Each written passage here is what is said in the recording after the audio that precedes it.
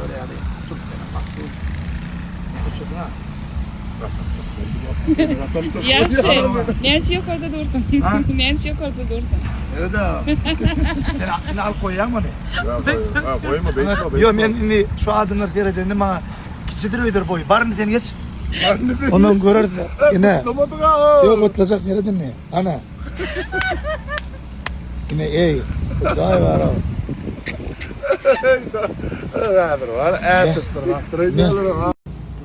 Турецкий кофе deyirlər şuna.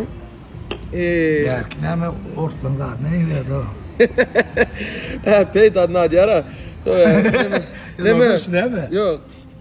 Gıdıla berimsiz kofe dare. Görüyor musun? Görüyor musun? Dine Murat Moluçi mi? Hem küçüğüm abi. Yok, hem yok küçüğüne baho. Ne ettin ya? Prosta Dişinde arasında da orada mı? Bulam arastası. Uy, degustatsa da bu birlensi şu an. Birlensi içip koyan ondan sonra Kalk kendine söyleyelim yine ha. Malades. Malades bra. Ne diyorsun? İçmeye kalmadı. Niye de içip koyalım hatta? Başka yerde ben içemem o bu.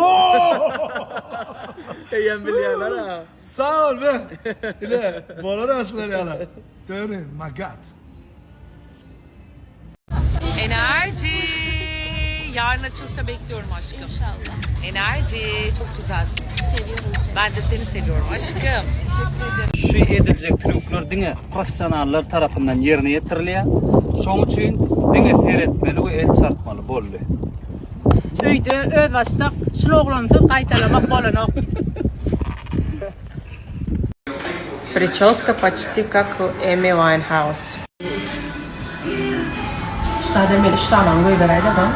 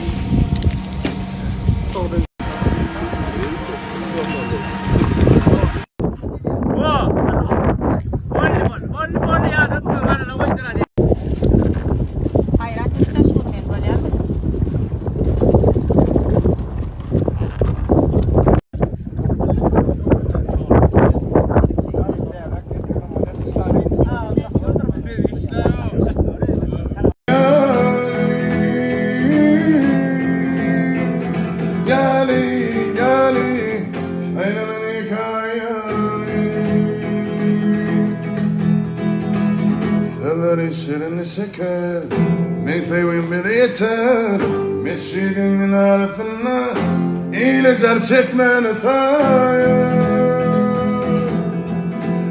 Tayır Tayır Tayır İyilecer çekmeni tayır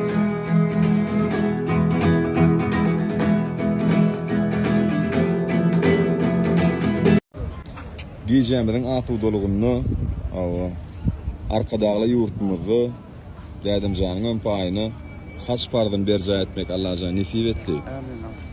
Dedi, kacağa demek Allah'a nisip etsin. Niyetlen, dileklerin, vaadetlerin Allah'ın dergâhine kabul olsun.